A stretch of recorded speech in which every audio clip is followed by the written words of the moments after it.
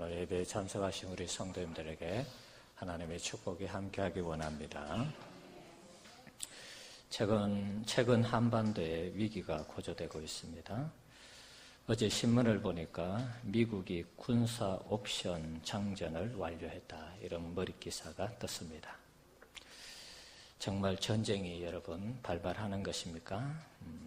이런 위기 속에서 우리의 신앙인들이 어떻게 살아야 되는지 우리가 오늘 이 시간 한번 생각하면서 예배를 드렸으면 합니다.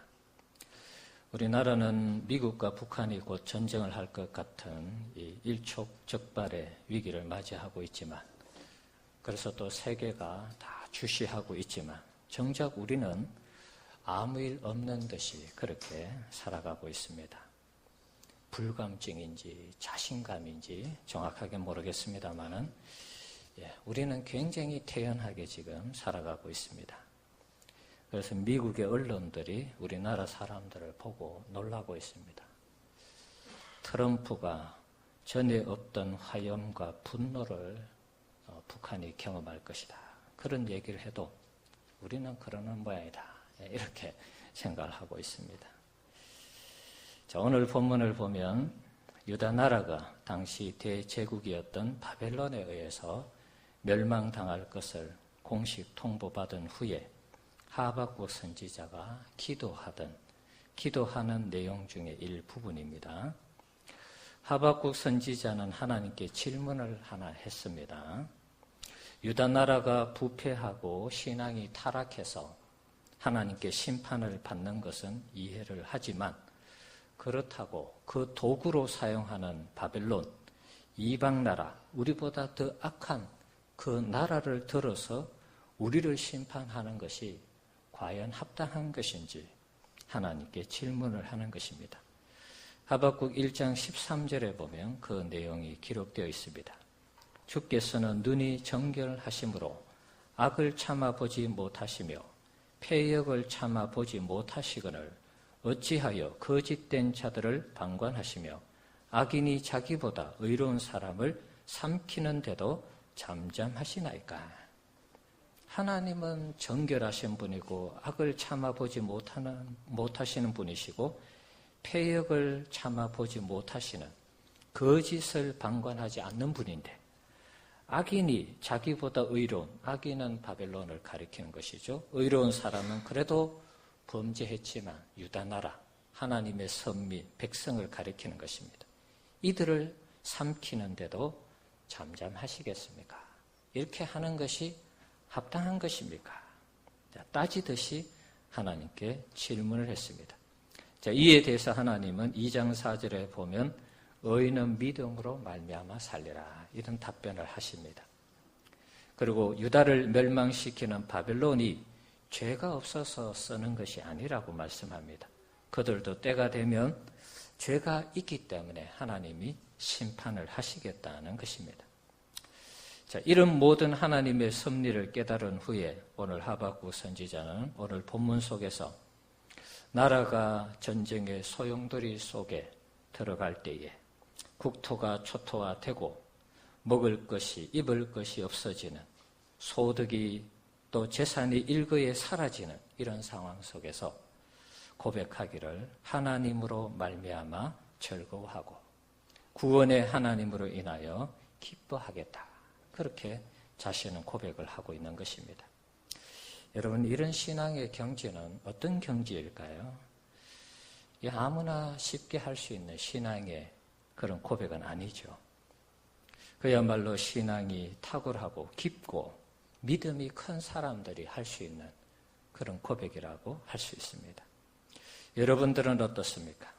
우리나라가 북한과 미국이 전쟁을 하면서 그 대가로 우리에게 포탄이 떨어지고 또 미사일이 떨어지고 최악의 상황에는 핵폭탄이 터지는, 이런 삶의 모든 터전이 한순간에 삽시간에 사라지는 그런 상황에서도 우리가 이렇게 하박국처럼 하나님으로 인하여서 기뻐하고 나를 구원하신 하나님으로 인하여 즐거워할 수 있는 것인지, 우리가 하박국처럼 정말 이런 신앙의 고백을 할 수 있는 것인지 여러분 어떻게 생각하십니까? 예수를 믿으면 복을 받는다고 그랬는데 예수를 믿으면 이렇게 큰 위기 상황 속에서도 삶의 모든 터전이 다 일순간에 사라지는 이런 상황 속에서 복을 받는 것이 아니라 내게 이런 큰 시련이 오면 내가 예수님을 못 믿지. 예수님을 믿는 조건에 복받기만을 위해서 믿는 조건으로 여러분이 하나님을 섬기고 교회를 다닌다면 아마 이런 큰 시련, 위기가 닥치면은 우리가 제대로 하나님 앞에 신앙생활 못할 것입니다. 교회를 떠나든지 하나님을 부인하든지 그럴 것입니다. 현실적인 문제가 우리 인생을 짓누를 때 과연 우리가 주님 앞에서 하박국처럼 하나님으로 인해 즐거워하고 나를 구원하신 하나님으로 인하여 기뻐할 수 있을 것인가? 여러분 한번 고민을 해봐야 됩니다. 새벽에 이 말씀을 함께 나누었습니다. 이번 주 새벽 기도 시간에 이 말씀을 나누면서 제 자신에게 물어봤습니다. 너는 할 수 있겠느냐? 제 자신에게 물어봤습니다. 분명히 이렇게 살아야 되는 것이 정상이고 정답인데 말이죠. 왠지 이번 주에는 자신이 없었습니다. 제 자신에 대해서 주님 저도 이렇게 살아야죠. 당연히. 과거에는 그렇게 아주 당당하게 대답할 수 있었습니다. 근데 이번 주에는 이상하게 자신이 없었습니다. 여러분. 고민이 됐습니다. 과연 나도 정말 이렇게 할 수 있을까? 제가 이 자리에서 여러분 보기 좋으라고 이 자리에 있는 모든 분들이 다 그렇게 살지 않더라도 주님 저는 그렇게 살 수 있습니다. 제가 그렇게 고백할 수 있습니다. 베드로처럼 폼나게 고백할 수 있습니다. 그러나 여러분 고백하는 것하고 정작 그런 순간이 찾아왔을 때 그렇게 사는 것은 또 다른 문제인 것입니다. 우리의 신앙 고백이 우리의 삶을 통해서 그대로 나타나야 되겠죠. 이것이 안 되면 우리의 신앙이 부도나는 것입니다. 저도 하박국의 고백처럼 살고 싶습니다. 아마 여러분들도 마찬가지일 것입니다. 어떻게 하면 우리의 신앙을 지키고 하박국처럼 이런 고백을 할 수 있을까요? 베드로를 한번 생각해 봤습니다. 베드로를 생각하면서 나름대로 한번 답을 찾아봤습니다. 베드로도 사실은 주님을 위해서 자기가 죽기를 원했습니다. 다른 제자들을 가리키면서 이 사람들 다 부인해도 나는 주님을 따르겠습니다. 주님을 위해 죽겠습니다. 그런 고백을 했습니다. 자, 하지만 막상 죽음의 이 위기 상황이 닥쳤을 때 베드로는 본능적으로 자기의 육체가 이것을 싫어하는 것을 알았습니다. 그래서 죽음의 위기가 맞닥뜨려질 때에 베드로는 자신도 모르게 육체적인 본능에 휩싸여서 주님을 모른다 이렇게 부인을 한 것입니다. 사실 예수님도 이런 경험을 했습니다. 십자가를 앞에 두고 이 십자가를 지셔야 되는데 겟세마네 동산에서 죽음의 위기, 죽음의 이 두려움, 공포가 찾아온 것입니다. 그래서 하나님께 기도하잖아요. 이 잔이 지나가기를. 이 잔을 안 받았으면 좋겠습니다.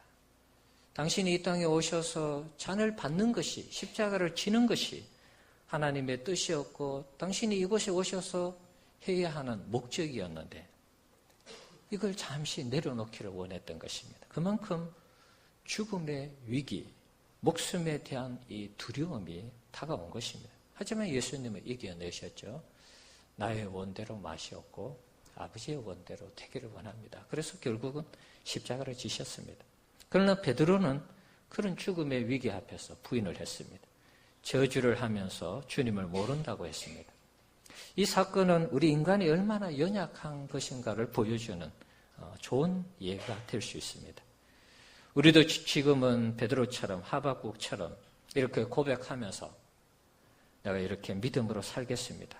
이렇게 고백할 수 있지만 막상 어떤 전쟁의 상황 아니면 이거보다 또 다른 어떤 내 삶의 큰 위기의 이 상황, 목숨의 이 위협을 받는 그런 상황에 우리가 맞닥뜨려지면 우리도 부인할 줄 모른다는 것입니다.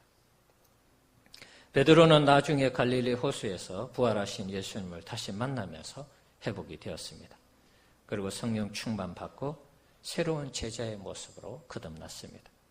그리고 그는 마지막에 로마에 가서 복음을 전하다가 예수님을 부인하지 않고 거꾸로 십자가에 못 박혀 죽는 순교를 당했습니다. 베드로를 보면 우리가 하박국처럼 위기 상황에서 우리의 신앙을 지키고 오늘 말씀처럼 정말 이렇게 살려면은 하나님의 은혜가 필요하다는 것을 알 수가 있습니다. 그리고 하나님께서 우리에게 주신 믿음이 필요하다는 것을 알 수가 있습니다.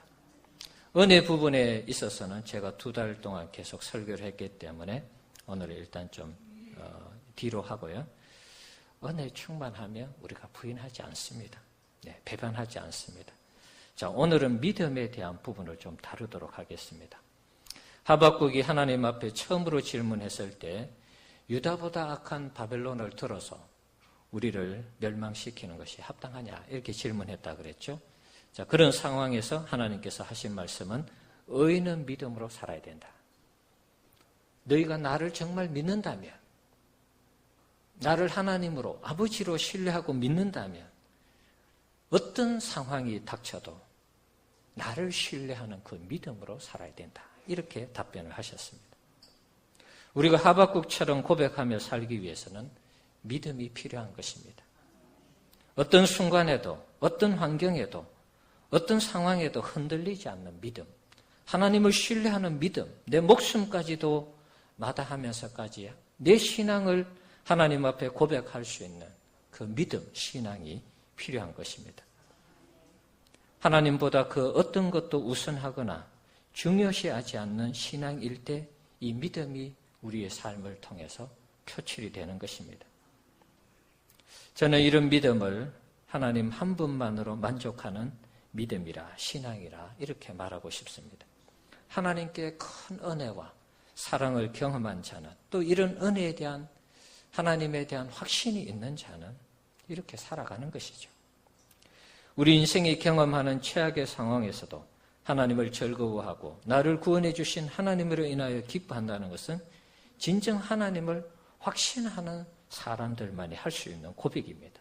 하나님 존재에 대한 확신, 하나님께서 나를 위해서 무슨 일을 하셨는지, 어떻게 은혜를 베푸시고 어떻게 사랑을 하셨는지, 예수님이 나를 위해서 어떻게 십자가에 죽어 가셨는지, 거기에 대한 확신과 거기에 대한 체험이 있는 사람이라면 얼마든지 하박국처럼 우리는 이렇게 고백할 수 있고 이렇게 살아가게 될 줄 믿습니다. 하나님의 살아계심에 대한 확신이 없고 체험이 없다면 이런 고백을 할 수가 없는 것입니다. 죽음 앞에서도 당당한 믿음, 의연한 믿음, 이것이 바로 하나님이 원하시는 또 하나님이 기뻐하시는 믿음인 줄 믿습니다. 1999년도 4월 달에 미국 고등학교에서 총기 난사 사건이 일어났습니다. 그때 13명의 학생이 죽었습니다. 그 중에 한 명 학생, 17세 여자 고등학생입니다. 캐시 버네일이라는 학생이 있었습니다. 이 학생에게 총기 난사범이 물었습니다. 너 하나님 믿어? 물었습니다. 순간에 찰나죠. 이 학생이 아니요, 나 안 믿어요. 그러면 그냥 지나가는 것입니다. 너 하나님 믿어? Yes, 나 하나님 믿는다 그랬어요. 그 자리에서 총을 쐈습니다. 이 아이가 죽었습니다. 책으로 나왔는데 20세기 마지막 순교자 캐시 버넬이라고 책이 나왔습니다. 왜 이 학생은 잠깐 위기를 모면하면 되지 않았습니까? 왜 그걸 거짓말 못하고 하나님 믿는다고 그랬을까요? 무엇이 그로 하여금 이 목숨마저도 아깝지 않도록 신앙을 고백하게 했을까요? 수많은 순교자들은 자신의 죽음을 직감하고 예수님을 모른다라고 부인하지 않았습니다. 극한의 어려움과 시련과 아픔, 고통 속에서도 그 신앙을 지켰습니다. 이분들에게는 하나님이 어떤 분이셨을까요? 히브리서 11장 마지막에 보면 믿음의 사람들이 어떤 어려움을 당했는지 기록하고 있습니다. 히브리서 11장 36절 이하에 보면 또 어떤 이들은 조롱과 채찍질 뿐 아니라 결박과 옥에 갇히는 시련도 받았으며 돌로 치는 것과 톱으로 켜는 것과 시험과 칼로 죽임을 당하고 양과 소의 가죽을 입고 유리하며 궁핍과 환난과 학대를 받으며 그들이 광야와 삶과 동굴과 토굴에서 유리하였느니라. 조롱을 받고 채찍질 당하고 옥에 갇히고 시련을 받았습니다. 돌로 맞아 죽고 톱으로 켜서 이사야가 톱으로 켜서 죽임을 당했습니다. 시험과 칼로 죽임을 당하고 칼과 양과 염소의 가죽을 입고 그 가운데 못 사니까 광야로 가서 사는 것이죠. 유리하면서 궁핍, 환난, 학대를 받으며 광야와 삶과 동굴과 토굴에서 유리하며 사는 것입니다. 왜 이렇게 살았을까요, 여러분? 이 사람들이 바보일까요? 예수 안 믿는다 그러고 신앙을 잠시 접어두면 얼마든지 편안하게 살아갈 수 있습니다. 그런데 이분들은 그렇게 하지 않았습니다. 세상 사람들이 보면 웃기는 것이죠. 잠시 잠깐 모면하면 살 수도 있고 핍박과 박해를 받지 않을 수도 있는데 그렇게 살아갔습니다. 신앙이 무엇이기에? 하나님을 믿는 믿음, 신앙이 무엇이기에? 이들은 이렇게 살아갔을까요? 신앙에서 후퇴하지 않고 살았을까요? 왜 이들은 고난을 당하며 순교도 마다하지 않고 이렇게 살아갔을까요? 155년경에 서문학 교회 감독이었던 폴리갑이 화형을 당했습니다. 화형을 당하기 전에 로마 총독이 폴리갑에게 이런 회유를 했습니다. 당시 많은 사람들이 그를 존경하고 따랐기 때문에 이 로마 총독도 폴리갑을 화형시키는 것을 원치 않았습니다. 그래서 폴리갑에게 말했습니다. 가이사 황제가 주인이시라고, 주님이시라고, 주시라고 고백 한마디만 하십시오. 그리고 한 번만 예수님 모른다라고 고백하시면 화형을 당하지 않을 것입니다. 제발 그렇게 한번 해주십시오. 이렇게 부탁을 했습니다. 그때 폴리갑이 이런 유명한 말을 남겼습니다. 지난 86년 동안 주님은 단 한 번도 나를 배신한 적이 없는데 내가 주님을 모른다고 할 수 있는가? 내가 주님을 배신할 수 있는가? 그러면서 화형을 당하여서 순교의 제물로 죽었습니다. 폴리갑은 자신을 평생 동안 자신을 인도하고 지켜주신 자기와 동행해 주신 그 하나님에 대해서 그 한순간 위기를 모면하기 위해서 모른다라고 가이사가 주라고 하나님 대신 예수님 대신 가이사가 주님이라 내게 주인이다 이런 뜻이죠. 가이사 황제가 내게 주인이 아니라는 것입니다. 폴리갑은. 그런 신앙 고백을 하면서 그는 화형을 당하여 순교했습니다. 주님과의 아름다운 만남, 기적과 같은 만남, 극적인 만남이 없었다면 폴리갑이 이런 고백을 하면서 여러분 죽어갈 수 있었을까요? 하박국처럼 어떠한 것도 얻을 수 없는 그런 상황에서 하나님으로 즐거워하고 자신을 구원해 주신 하나님의 그 구원의 기쁨으로 그렇게 살아갈 수 있었을까요? 그렇지 않다는 것입니다. 베드로가 바뀐 것은 부활하신 주님을 만나면서 바뀌었습니다. 갈릴리 호수에서 다시 부활하신 주님 만나고 너가 나를 사랑하느냐 3번 물으셨죠? 네, 사랑합니다. 그리고 나서 내 양을 치라 먹이라 그리고 회복시켜 주었습니다. 그리고 오순절 성령의 강력한 은혜의 체험이 있었고요. 자기가 사역할 때 예수 이름으로 기도하며 모든 질병 병마가 다 떠나갔습니다. 바울이 손수건을 얹어도 그림자가 지나가도 병자들이 고침을 받았습니다. 이런 하나님의 인도하심에 대한 확신, 경험이 있었기 때문에 바울은 나중에 거꾸로 십자가에 못 박혀 죽어도 자기가 하나님 앞에 어떤 면은 처음에 부인을 했기 때문에 부끄럽지 않는 그런 신앙인의 모습으로 그는 마지막 생애를 마쳤습니다. 주님을 만나는 감동과 감격이 있었기 때문에 이렇게 어려운 가운데서도 신앙을 지킬 수 있었던 것입니다. 바울도 마찬가지죠. 예수님에 대해서 대적하고 예수님과 반대되는 행위를 하다가 예수님 만나면서 인생이 바뀌었습니다. 그리고 바울도 나중에 순교의 제물로 하나님 앞에 죽임을 당했습니다. 우리가 바울과 같은 우리가 이 하박국과 같은 이런 신앙의 고백, 그리고 이렇게 살아갈 수 있는 것은 하나님께서 나에게 베풀어 주신 그 은혜에 대한 생생함이 있을 때 가능하다는 것입니다.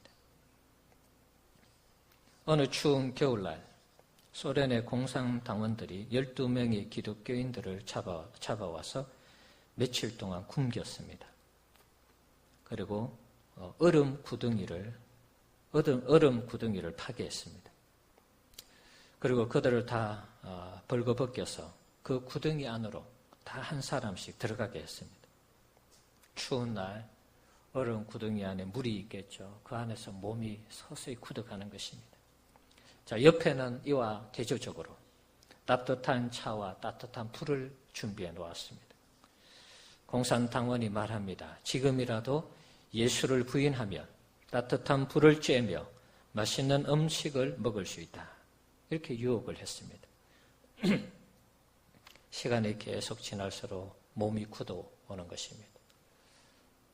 죽음의 직전까지 이르는 그런 상황이 도달했습니다. 이때 한 사람이 올라와서 나 예수님 안 믿겠습니다. 나 예수님 모릅니다. 이렇게 고백했습니다.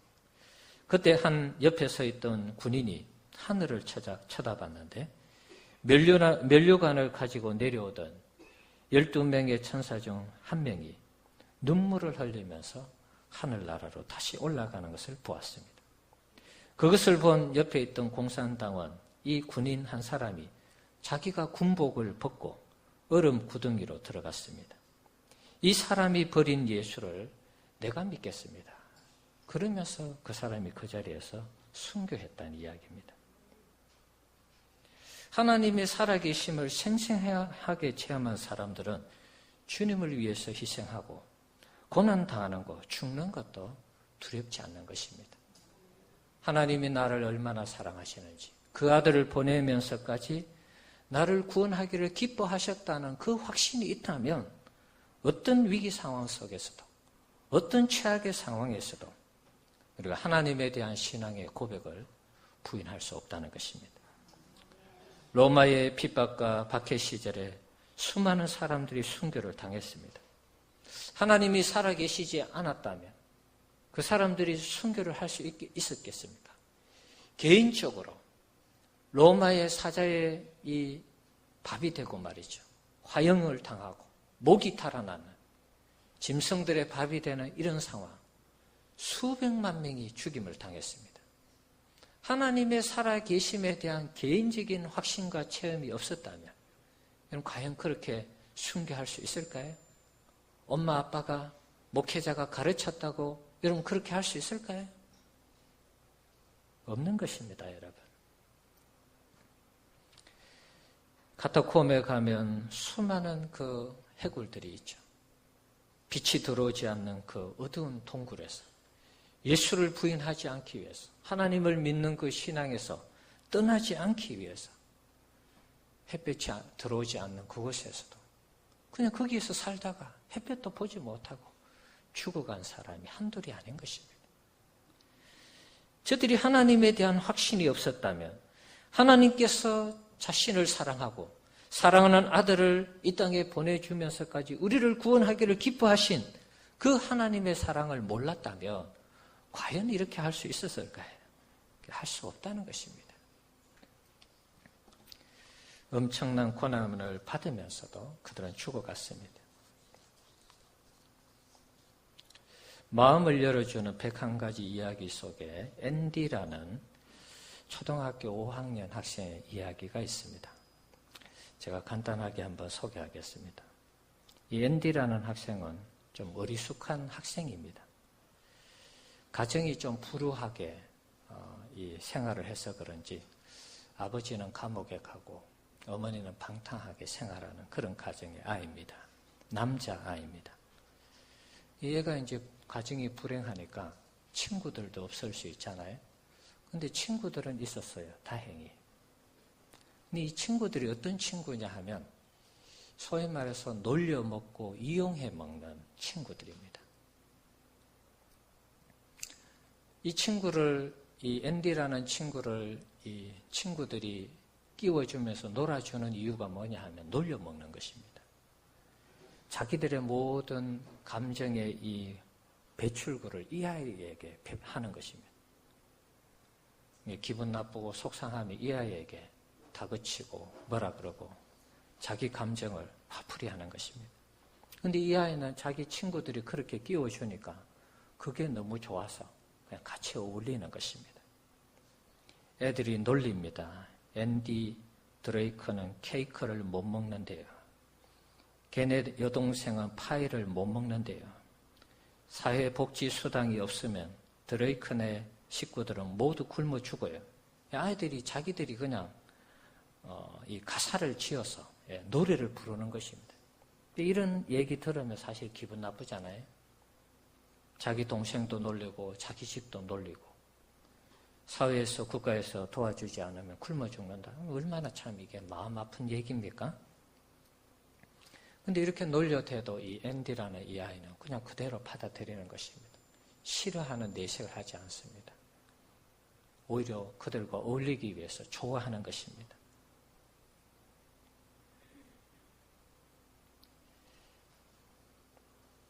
아이들이 자꾸 이렇게 놀려도 앤디가 반응을 하지 않으니까 또 항상 웃으니까 밝게 대하니까 얘네들이 더 나가는 것입니다. 인간의 못된 어떤 속물 근성이 있는 것이죠. 사람이 자기에게 강하게 대하면 사람은 위축하게 되어 있습니다. 그런데 계속 받아주고 계속 예, 계속 오케이 좋아하고 이러니까 자기들이 어느 정도 선에서 멈추어야 되는데 이 아이들이 그렇게 하지 못했습니다. 어리니까 더더욱 그럴 수도 있죠. 한날은 이 글을 쓴 글을 쓴 이 저자가 있습니다. 벤 번트라는 사람인데, 벤 번트라는 이 아이 집에서 이제 하루는 이 캠핑을 하게 되었습니다. 아마 이제 캠핑을 돌아가면서 아마 하게 되었던 모양입니다. 근데 이제 캠핑을 할 때마다 이 앤디가 오면은 너는 우리하고 같이 못 놀아. 너는 여기 오면 안 돼. 이렇게 아이를 쫓아냈던 것 같아요. 이제 이 벤 번트라는 이 사람이 이제 그 순번이 돌아와서 이제 캠핑을 하게 되었습니다. 근데 앤디라는 아이가 이 벤 번트라는 이 아이를 굉장히 따랐어요. 좋아하고. 쟤만큼은 나에게 나쁜 짓 안 하겠지. 그리고 둘 사이는 뭔가 좀 통했던 것 같아요. 근데 이제 이게 막상 자기 순서로 돌아오니까 자기는 그러고 싶지 않은데 친구들이 이제 너희 집 차례니까 앤디가 오면 너 앤디를 돌려보내야 돼. 이렇게 얘기가 된 것입니다. 그동안 앤디가 늘 쫓겨났다가 이 번트 집에 가면은 얘가 그래도 나를 좋아하니까 이번만은 쫓아내지 않겠지 이런 마음으로 왔던 것 같아요. 이 아이가 참 좋은 마음으로 기쁜 마음으로 자전거를 타고 왔는데 아이들이 그렇게 이제 작당을 하고 다른 애들은 다 뒤에서 숨어서 지켜보는 것입니다. 이 벤 번터가 고민을 하는 것입니다. 내가 정말 이러면 안 되는데 이렇게 해서는 안 되는데 하지만 뒤에서 지켜보고 있고 작당을 했고 이미 각 가정마다 돌 때마다 그렇게 했기 때문에 이 벤 번터도 할 수 없이 그 밝게 웃고 좋아서 자기를 좋아서 이 캠핑할 것에 신나가지고 있는 그 아이에게 얘기를 하는 것입니다. 앤디 우린 널 원치 않아. 한마디로 꺼져줘. 이렇게 이제 말을 한 것입니다. 이 아이가 큰 충격을 받은 것입니다. 그리고 나서는 이 아이가 이 친구들 모임에 오지 않았습니다. 나중에 이 벤 번트라는 사람이 이 글을 쓰면서 내가 그때 이 앤디라는 친구를 조금 더 안아주고 또 이해해주고 사랑하고 옆에서 같이 이야기해 주었다면 그 친구가 참 나와 잘 지냈을 텐데 때늦은 후회를 하는 것입니다. 앤디가 상처를 당해가지고 그 아이가 정말 어둠의 이 세상 속에서 살아가지 않을까. 그 이후로는 애를 못 봤다니까. 그게 늘 가슴에 남아있는 것입니다. 그러면서 이 글을 쓰면서 그때 그 자리로 다시 돌아갈 수 있다면 내가 그와 함께 아파하고 함께 얘기하고 함께 고민을 나누었을 텐데 그는 때늦은 후회를 하는 것입니다. 참 가슴 아픈 얘기죠. 이걸 여러분에게 한번 쭉 다 읽어드리고 싶은데 시간 관계로 제가 못 읽겠어요. 저는 이 앤디를 생각하면서 예수님을 생각했습니다. 예수님을 언제나 우리가 가면 기다려 주시고 이해해 주시고 또 용서해 주시고 또 품어 주시죠. 우리의 아픔과 슬픔, 이 괴로움들을 다 받아주십니다. 그래서 우리가 주님께 가는 것이죠, 여러분. 그런데 우리가 또 어떤 상황이 발생하면 우리는 주님을 배척합니다. 주님을 모른다고 그럽니다.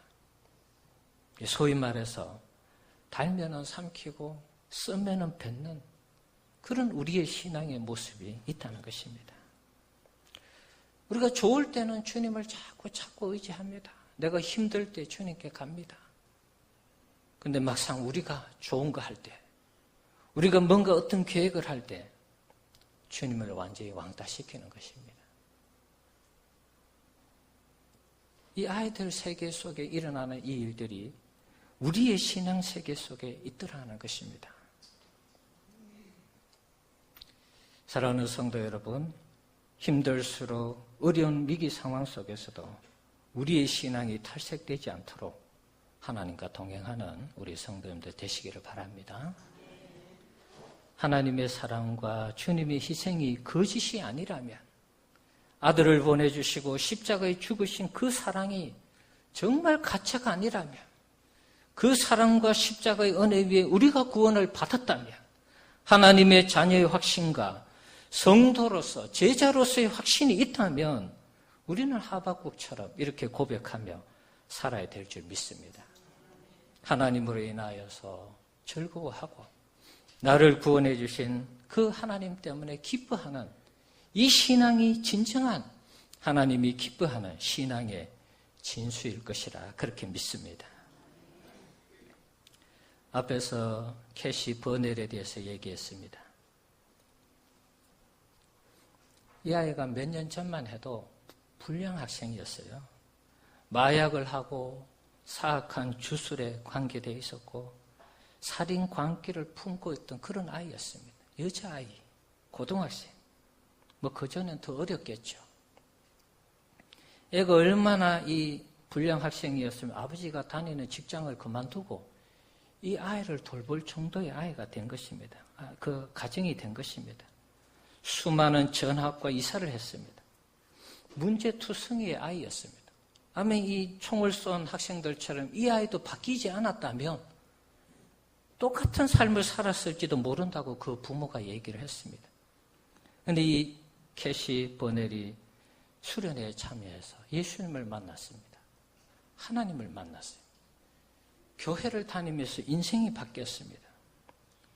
그가 죽기 전 1년 전에 그의 일기장에 이런 내용이 있습니다. 나는 나의 하나님을 위해 죽고 싶다. 나는 나의 믿음을 위해 죽을 것이다. 그것은 나를 위해 돌아가신 예수님을 위해 내가 할 수 있는 가장 작은 일이다. 이 아이가 은혜를 받고 하나님을 위해서 자기가 죽고 싶다. 이런 고백을 했습니다. 나의 믿음을 위해 죽을 것이다. 그것은 나를 위해 돌아가신 예수님을 위해 내가 할 수 있는 가장 작은 일이라고 고백을 하고 있습니다. 그러니까 너 하나님 믿냐고 총을 겨누고 있는 그 자리에서 나 하나님 믿어. 이렇게 고백을 하고 여러분 죽은 것입니다. 마지막 당일날에도 그 친구에게 이런 쪽지를 줬습니다. 나는 오로지 하나님을 위해 살고 싶어. 진심이야. 힘들고 두렵겠지만 그만한 가치가 있다고 생각해. 그러고 이 아이가 죽은 것입니다. 캐시 버널이 순교한 이후에 미국의 10대 아이들에게 나는 하나님을 믿어 이런 티셔츠를 입고 다니는 운동이 일어났습니다. 자기 신앙을 아이들이 고백하는 것이죠. 플로리다의 한 도시에서는 2,500명이 모여서 나도 하나님을 이렇게 믿어요 하면서 집회를 가졌다고 합니다. 마약에 찌들어가던 아이들에게 이 캐시 버넬이 던지는 메시지는 강력한 것이었습니다. 하나님을 믿는다는 것이 어떤 것인지를 온몸으로 보여준 것이죠. 우리 성도님들 하나님을 믿으시죠? 예수님 믿고 있습니다. 여러분 어떤 상황이 우리 가운데 닥칠 줄 모르겠습니다. 전쟁이 일어나지 않아도 여러분의 삶에 최악의 상황이 닥칠 수 있습니다. 그때도 여러분 하박국처럼 우리가 고백하고 살아야 됩니다. 오늘 18절 말씀 우리 같이 한번 읽고 설교를 마치겠습니다. 18절 같이 한번 읽어봅시다. 나는 여호와로 말미암아 즐거워하며 나의 구원의 하나님으로 말미암아 기뻐하리로다. 아멘. 이 신앙의 고백이 우리의 고백이 되기를 주의 이름으로 축원합니다. 기도하겠습니다. 우리 같이 한번